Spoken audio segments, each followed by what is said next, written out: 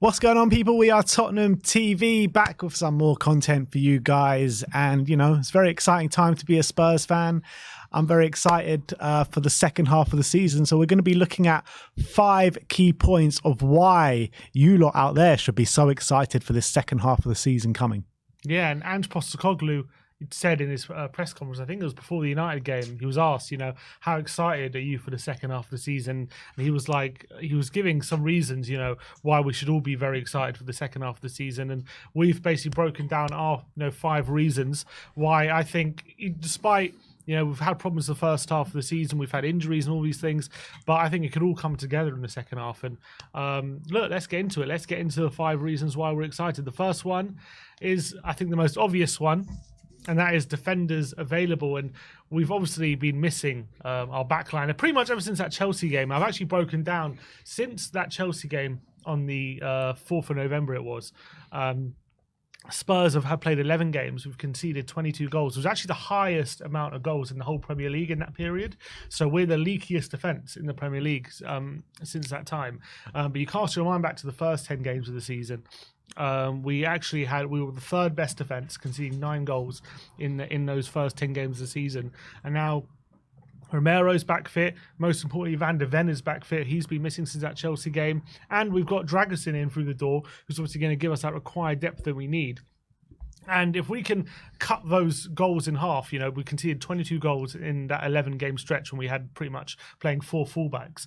If we can cut that gap in half like it was in the first half of the season, like it should be with fit defenders, it's only going to massively benefit us going into that second half of the season. Yeah, and it's only a massive credit to Ange Postecoglou for us to be where we are at with, the defensive frailties that we have had. I mean, essentially for the whole time of that period, for the majority of that time, it's been Emerson Royale and Ben Davis at centre-back. And yeah, they've done a good job at times. Romero has come in as well at times to help that. But to be where we're at in the league table and in terms of the points we've accumulated in that times, level on points with Arsenal right now, was it 5 or 6 points behind top of the table, Liverpool, at this current moment in time. I mean, it's only going to make us so much better going into the second half of the season, having all these options available. I mean, obviously, it's quite obvious what I'm saying. Like, we're only going to get better with actual defenders in the back line, but it's such a testament to Ange and what he's been doing at this football club to keep us at this level. I don't know any other club that can play with their backup fullbacks at centre-back for a long, prolonged amount of time. And not only the fullbacks at centre-back is the issue. Everywhere else on the pitch, we've been depleted. It's like basically you're saying if Arsenal had Gabriel, Saliba, Odegaard and Declan Rice all out, you're telling me they would be where they are at right now? No chance. They'll be knocking around mid-table right now. So I can't credit Ange enough for the work that he has done. And with these defenders coming back into the frame now, we know we can score goals. It's just about keeping it out the other end. And I think that is what is going to help us. Yeah, and even if we do pick up an injury now at centre-back, which look, hopefully we won't with Van de Ven and Romero now back and available, even if we do, with Dragusin into the team now, we do have depth there. So we can hopefully survive a bit better than we have been recently. And as I say, that 11-game stretch, that's actually more than the majority of our games this season. We've played 21 Premier League games. More than half of those have been without 2 fit centre-halves. So I think having those defenders back is going to make a massive difference. I hope they can stay fit for the second half of the season. But even if we do pick up an injury, we now have depth, which we didn't have in the first half of the season. So that's also absolutely vital going to the second half. Yeah, well, let's get into the second reason to be excited for the second half of the season, and that is the return of James Maddison. I mean, what a first 10 games or however long it was he had. Best player in the Premier League, and we've missed him so much. The creative void has been there for all to see, albeit we have done a fairly good job in terms of scoring goals and attacking since he has been out. But tell me the reasons why we're so excited about James Maddison's return. Yeah, without the obvious, the first 10 games, he was exemplary, one of the best players, if not the best player in the Premier League for those first 10 games of the Premier League season. In terms of just the basic stats, he had 3 goals and 6 assists in those first 10 games, which I don't think anyone else in our midfield has matched in the 11 games since then, although Lo Celso and Kulusevski have filled in quite well. But this stat, I think, is the most telling. In the first 10 games, if you look at the Premier League as a whole, for all players in the Premier League who have played 10 or more games this season, Maddison sits right at the top for key passes per 90 minutes, which is 3.16. Lo Celso and Kulusevski did well filling in the meantime. Lo Celso got 2.39 and Kulusevski 2.32. But having Maddison back in the frame, the amount of chances he's going to be able to create for our front line once he's back is going to be, it's going to basically take our attack up a notch, and it's going to be so important to have him back in the team. It's going to obviously give us more options in the midfield, and it's so vital that he's going to be back and available because I'm sorry. He was so. I'm getting emotional thinking. I just think I can't wait to see him back on the pitch, basically. And I think the stats bear out how important he was in the first half of the season. And we've had to cope without our chief creator for the last 11 games. And in fact, even taking that into account, we've actually done quite well on the attacking front. In that 11-game stretch since Maddison's been missing, we're still second for goals scored, with 22 goals scored in those 11 games. So we need credit for being able to maintain a pretty good attacking output even without Maddison. But that even goes to show how like scarily good we could be once you add Maddison back into the mix, because I feel like we're finally really getting going with Ange Postecoglou's formation, how we're playing. And obviously we were still learning. It was still very early on when Maddison was in the team, but now he's going to be back. He's going to have better support as well, and I'm so excited to see him what he can do with now we're a few months down the line in our project. Yeah, I feel like Maddison, the returning Maddison, can have, I know they're not the same level of player, and the player I'm going to talk about is a lot better than James Maddison, but I feel like it can have a similar impact to what Kevin De Bruyne is going to have on Man City. You know, Man City are always going to be able to score goals without Kevin De Bruyne, but with Kevin De Bruyne in the side, it just takes that up tenfold. And I feel like that's what's going to happen with Spurs. You know, we're able to score goals without James Maddison. We're able to create without James Maddison. But with him back in the team, it just takes our team up so many levels. And we saw that in the first 10 games of the season. And I'm so excited to have him back for the second half of the season. Let's hope we can keep him fit for the rest of the season now, because he's such a pivotal player, not just on the ball, off the ball as well, in terms of his leadership on the pitch. He just like G's up all the players, and he's a player that everyone can look to and take example from as well. I just love what he's brought to Tottenham, and it's great to have him back. So that is number 2. Let's look at number 3, and that is the versatile attack. Yeah, and I've cast your mind back to, the first basically first half of the season. I feel like there hasn't been that much. I mean, our attack has rotated, but I feel like we now have, going into the second half of the season, with Werner through the door, with hopefully Solomon coming back from injury as well. Obviously, Son's away at the Asia Cup at the moment, but he'll be back in mid-February. So in maximum 3 games' time, he's going to be back available for Tottenham. So looking at our attack now, if you cast your mind back to the first element of the season, I don't feel like there was that much rotation for players playing in their most natural positions. I feel like we were shoehorning players in different positions because we had a lack of cover in a lot of positions. We had Johnson playing a number of games on the left-hand side. Richie had to fill in on the left-hand side a few times as well. You've had Son and Richie rotating up front. Kulusevski's had to play on the right-hand side, rotate with Johnson as well. But now, with Werner through the door, with Son coming back, with Solomon coming back from injury, we have, if you look at our front line now, you have 3 players in each position you could really fill in and do a really good job in each position. On the left-hand side, you've got Solomon coming back, you've got Werner there on the left, and you've got Son who's doing a job up front. You've got Rishi performing really well. Son's showed he can play up front as well. And now you've got another option, Werner, if we really want to play him up front. We know he can play that role. Alejo Veliz as well. Alejo Veliz, obviously he's injured at the moment, but he can come back. And on the right-hand side, now hopefully we'll have Johnson more often than not in his favoured position on the right. Kulusevski, we know he can play that role. And Werner as well, if we really need, if we do pick up injuries, Werner can also fill in on the right. So I really feel like that versatility that Werner brings is going to be so important in the second half of the season, filling in roles that we need him to. And I think it just gives our attack so many more options in terms of how we can place it, and it really allows us to really cater our attack to certain games as well. And I just think the versatility of our attack is definitely a lot better than it was in the first half of the season. Yeah, I agree. It's definitely a good point, especially with Maddison feeding them from behind them as well. But having said that, I am looking at the attacking options still, and I'm still thinking like we need an out-and-out one-on-one winger that can really go on and take on the fullback. I'm not sure if any of those wingers are really like elite at it, to be honest. So I would still want to look at that in the summer and bring in a winger, maybe two.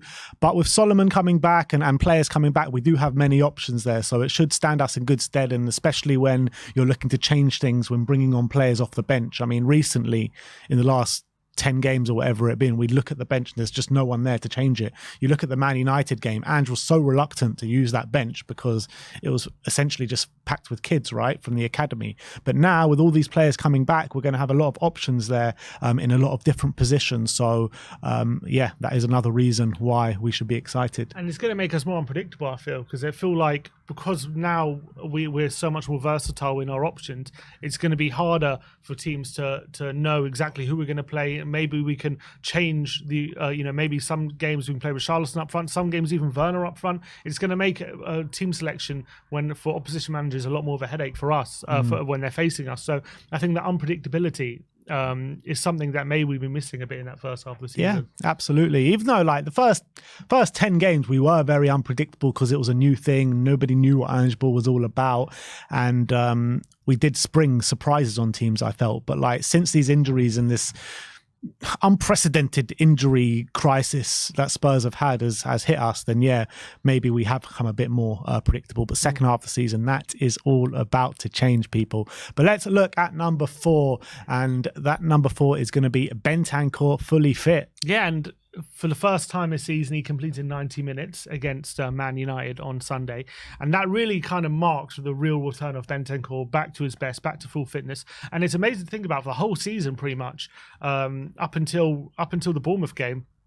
Or barring 20 minutes against Villa, we've literally been missing our best midfielder in the squad. I don't think people realise how important Bentancur was, especially for us last season, but how important and how much of an upgrade he's going to be in midfield for us going into that second half of the season. I think him filling in either in the number 6 or the number 8 role is something we've missed, even though we've done well midfield, and obviously our midfield have competed. But Bentancur has definitely been, his quality, his ability, not just on the ball, but off the ball as well, has been sorely missed in the squad. And he's made such an impact, even in the short amount of times that he's come back into the team. He's made such an impact already in the team. I think against Man United, there was a stat, he covered more ground than any other midfielder in the team. And that's him with his first 90 minutes of the whole season. And he's also going to have to make up for lost time because of, the injury he's occurred. And obviously, once there was a big fear, wasn't there, this month with Basuma and Sarr being out and at the AFCON, but we didn't think we had Bentancur available, but now he's available, he's fit, so he can fill in this month while they're back, and then they're going to be back as well.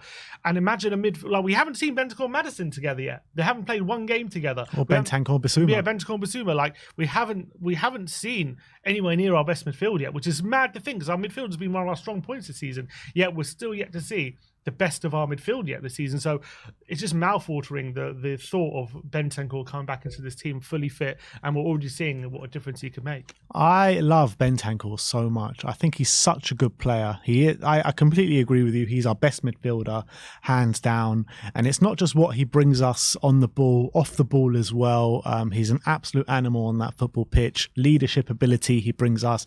I think he should be part of that leadership group of Romero, Maddison and Heung-min Son. He definitely should be in there.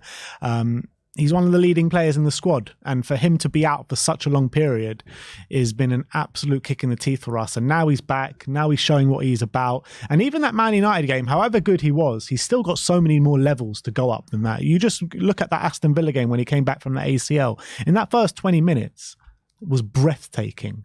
I can't remember seeing a better midfield performance than that in the first 20 minutes than Bentancur. Like, how good was that performance until Matty Cash absolutely destroyed him? You know what I mean? Like, if we could start to see those levels week in, week out, we were seeing those levels week in, week out before he got that injury. So if we can get him back to those levels, which I'm pretty much certain we can, then we have not just got the best midfielder in our squad. This is one of the best midfielders in the league.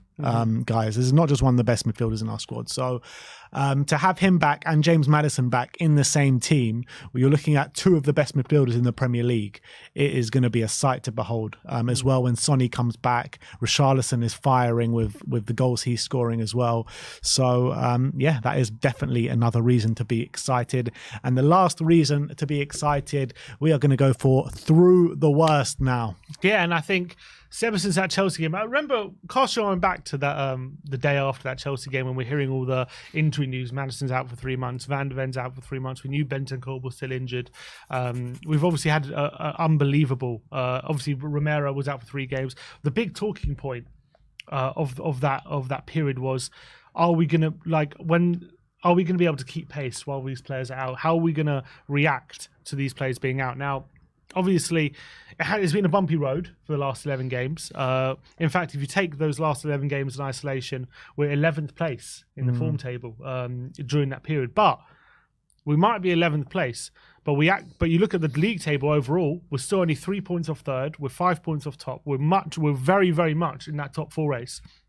And we don't get enough credit for being able to keep pace in the race for those Champions League places, or even top 3. Because you look at other teams around us, Man United haven't been able to do it, Newcastle haven't been able to do it, Chelsea haven't been able to do it. These are teams with very good squads and also looking for similar ambitions to us. And they've completely fallen off. They're well off the pace in terms of, if you look at the league table. Yet we've had all these injuries, suspensions, all these problems, and yet we're still right in the mix for those top 3 places. And I really think now, coming through the worst of that period, I think if I would have told you after that Chelsea game, in 11 games time, we're still going to be 3 points off third, you would have been my hand up. You'd have been delighted. And that's where we sit. And now all our players are back. Now all coming back at least. Now we're through that bad period. And I think hopefully it's only upwards from here. And that brings me back to the point one, what I was saying. It's a testament to Ange Postecoglou for being able to deal with these kind of injuries, these kind of suspensions, these absentees from the team. No other manager like Jose or Conte would have been able to deal with this many absentees in the squad. They couldn't hardly deal with the team at its strongest, you know what I mean? So I don't think any other club, barring maybe Man City, could have dealt with the amount of injuries and suspensions we had as well. And to keep us up there, 5 points off the top of the league, I'm not even looking at top 4. I think if we don't get top 4 now, it should be seen as a bit of a failure, to be honest, the way we've gone this season with all our players coming back. I'm looking at top 3 from now until the end of the season. I don't see a reason why we shouldn't be getting better and better now throughout the course of the second half of the season. With the calibre of players that we have returning, Maddison, Bentancur, Son coming back from the AFCON, Pape Sarr and Bissouma also coming back. Sorry, Sonny coming back from Asia, and the AFCON returnees in Bissouma and Sarr, as well as the defence coming back with Mickey Van de Ven, Romero, Dragusin has come in as well. I don't see why we're not going to have an absolutely sensational second half of the season. And if there's any sort of drop-off in Liverpool or Man City, I think Spurs are going to be there. I really do. But I do recognise that obviously Man City and Liverpool are very, very strong, and they are the 2 favourites, and they will probably finish first and second. But if there is any sort of drop-off from these 2 teams, we're going to be there. And you add into the account, there's no into the fold for the second half of the season, there's not much pressure on us because no one really expected much of us this season. Add into that no European football compared to all the teams we're competing against. They're all going to be in Europe. That's going to stretch their squads even more. So hopefully the less games there, no European football for us, can give us those 3 weeks of training and hopefully allow the players to get even more acclimatized to what Ange wants. I think it's super exciting for what we can do. I honestly can't wait for the second half of the season. I think we're in for something really, really special. I really believe that. And I think and also the beauty of the injury crisis we've been through is if we do pick up a few injuries, hopefully the squad, having been through that experience, won't panic. And we know we've been through it and we can handle it. We didn't panic the first time. And look, we had poor results when it first happened. What was it, like 4 defeats in 5 games or 3 defeats in, I don't know, I can't remember what it was. But I'll be surprised if we go for another run like that. If we won't unless the same kind of injury crisis presents itself, and that's very highly unlikely. But you never know with Spurs what can happen, to be honest. But if we can keep these players fit and we have a fit, strong squad from now until the end of the season, and when you get injuries, it's only one here, one there. Mm-hmm. Instead of everyone at the same time. Exactly. Yeah. Like we should be able to keep pace from now until the end of the season, and you never know if we're still like just hanging on in there until that April run when we have City, Liverpool, Arsenal. You never know what can happen. Can make a big difference, that run. Yeah.